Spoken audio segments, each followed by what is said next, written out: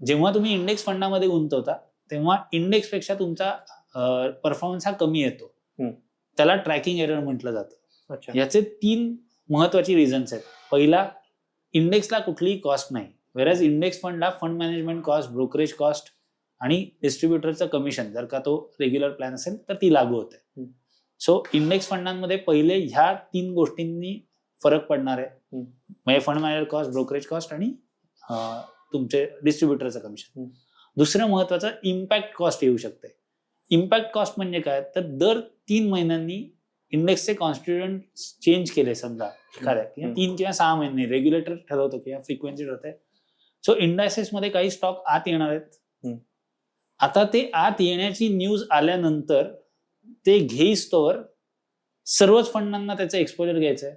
So naturally सर्व fund त्या stock घ्यायच्या मागे लागतात. सो नॅचरली त्याची कॉस्ट वाढते. त्याला म्हणणार आपण इम्पॅक्ट कॉस्ट.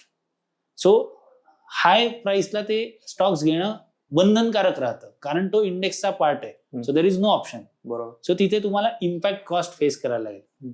आणि मग तिसरी स्लिपेज कॉस्ट आहे. स्लिपेज कॉस्ट मध्ये कोणी बाहेर जाणार असेल तर तुम्ही ऍडजस्ट करेस्तोवर प्राइसेस पडू शकतात किंवा ऍडजस्टमेंट्स राहू शकतात किंवा चुकू शकतात. ह्या ज्या गॅप्स येत आहेत त्याच्यामुळे स्लिपेजेस पण होऊ शकतात.